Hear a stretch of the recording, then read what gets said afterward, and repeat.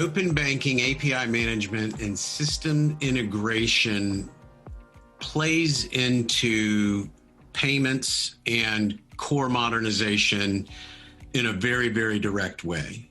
When we talk about a core modernization, that is a foundation that's built on the technology or the opportunity to leverage API technology. And so API technology is really what empowers core modernization. When we talk about core modernization and we talk about being able to iterate quickly and get products out to market, you can quickly spin up a new environment, for example, in a matter of hours versus days. You can release a second product, a third product, a version 2. You can do these things very quickly and iteratively through core modernization. And one of the things that makes that possible is API management, if you will, API technology. And it's the same thing with payments technology, payments products. I spoke earlier and mentioned that if you are preparing for the future state of your payments platforms or payments products, then APIs become critical to that, right? So an API gateway might be a consideration or should be a consideration if you're thinking about not adding just a single product today, but tomorrow. Also, when we talk about core modernization, we talk about removing the threat from fintech innovation, right? Or at least that's one of the things, is to sort of counter all that innovation and evolution that's taking place in the market. And open banking is actually a way to leverage that. Open banking is a way to provide more services, more value to your customer base. And your customers are going to go where they see value, where they get value, and they can get that value through an API play, but also open banking, right? And these terms are all somewhat interchangeable, and then they're all tied together. And so I think when you think about core modernization, when you think about payments, and when you think about the ability to have advanced technology that allows you to serve your customer base, open banking, API management, these are things that are tools that allow you to do that. They are technologies that allow you to do that. So they are an integral part to the entire conversation, if you will. Well, open banking and systems integrations are absolutely critical because open banking is coming. We're seeing it in Europe today. We are seeing it. It's not really being addressed on the federal level or on the regulation level in the U.S. But we're seeing more and more requirements where we have fintechs that are building their own products today. If you're not building APIs and working with them, they're screen scraping your data. And what that means to you is you're not really controlling what data is being shared. Is it up to date? Is it accurate? Is it being shown in the right way? So it's very important from specifically with open banking and the sharing of data, that you do have a strong API strategy. And you can have the arguments: is it the financial institution data, or is it the customer data? It all comes down to how do you want to best serve your customer, and a lot of these customers are going to demand that you're sharing this to make it easier for them to manage their financial well-being. And as a bank or a financial institution, I want to be the one, if I were in their shoes, that I'm making the decisions that are best for my customers and my company.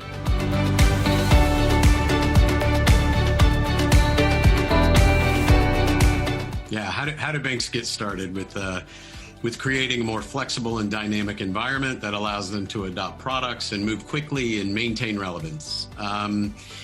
That is the $1 million question. I think it starts with partners. It starts with acquiring the right level of knowledge and then understanding that you need to break this down into bite-sized chunks. But part of that becomes, people say, hey, that's interesting and that's all, kind of high theory and philosophy, and that's great. But what do I really, really need to do? And from a tactical perspective, I think it is acquiring the knowledge and the information. I would say step one, analyze your current architecture, analyze your current tech stack, analyze what you have today, and then figure out where it is that you need to be for a future state. And therein lies the gap. That's what you want to do, is you want to bridge that gap to create the foundation that you need so you can do those things tomorrow. Again, that will be best accomplished through having the right partners and making sure you have the right information and making sure that you know what that future state looks like, what that future tech stack should be, so that it can accommodate all your needs. And that is not something that typically is readily available within a lot of organizations. You need to partner with organizations and people that do this, and they do it all the time, so they know where to look and what to think about and what to consider as you go down a path of this nature. You want to start with your API strategy or your connection strategy. Who are the partners that you want to play with? You have to focus. You can't be all things to all people. You can't customize to every solution that's out there. So a lot really depends on your products, your customer set, and that's going to be different for a retail bank versus a commercial or treasury bank. So you want to take into those considerations of who are those fintech partners, where will that data play, what type of data, how do you want to govern the access of which data that you'll share. Again, that's really by focusing in on your customers. Who are the top solutions out there? Are there solutions that you actually want to build yourself? Are you seeing that potentially that is a competitive advantage that you could be letting go of? Is it one that you think that you're better, that you could just partner with the best in class and trying to figure out who best in class are out there? So it's really doing that assessment of the marketplace, of prioritizing by your customer set which solutions and how you're going to interact with them.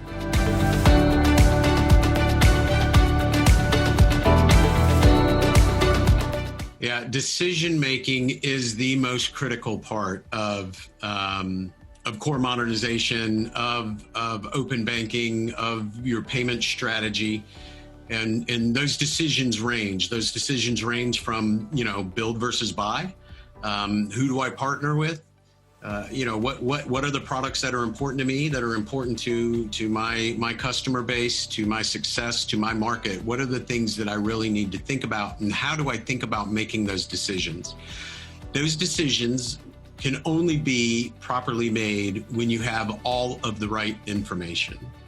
And that information is readily available. There's a lot of resources out there in terms of partners, in terms of, research online. It's all at your fingertips, but it's also big and complex. And so I think you start with a decision tree, if you will, right? Or a pyramid of what is the very first decision that I have to make? To do it or not to do it, right? That's the first decision. Well, I'm going to do it. Okay, fine. Then if you're going to do it, are you going to buy or are you going to build? Well, what are the nuances contained therein? And you need somebody to help you gather that information. Some organizations can go out and get it on their own, but most are probably best served to make sure they have the right partners in play. And then you continue down that path. Okay, I'm going to buy it. So if I'm going to buy it, now how do I select my partners? Well, you're going to select the partners based on the architecture that you have in place today and the architecture that you would need tomorrow to make this successful. And so I would just start very slow and methodically with what are the decisions that need to be made. And then once you understand what those are, then you can figure out what information you need to make those decisions and the best way to go get that information. So there are a lot of very critical decisions that will need to be made. And I think you're best served to slow down, take a step back, and understand holistically what you're trying to achieve, and then think through what those decision points are. And that'll prepare you to move forward with confidence. And there are a lot of other considerations out there. Before, in the past, it used to be banks wanted to build their own solutions because they wanted them to be proprietary. It was a competitive advantage for them to do so. What we're seeing today with core modernization is it frees up that flexibility where you can pick and play what parts, if you want a proprietary solution, there may be better applications that are best in breed in the industry. So those decision sets, you have to analyze whether you are going to, should you build it yourself and continue in a proprietary way? Should you buy from somebody else, have them buy it for you, or should you partner? And we're seeing more and more of the times the latter. Partnering is a great way to do it. So a lot of payment solutions that are out there, they're very complex, but they don't really give a lot of competitive advantage. Customers don't care. When they come to you and I want money to go from X to Y, they don't care how it gets there. I mean, they're going to ask about the cost. They're going to ask about timing. They're the things that they're going to care about. They don't care about what payment rail it runs.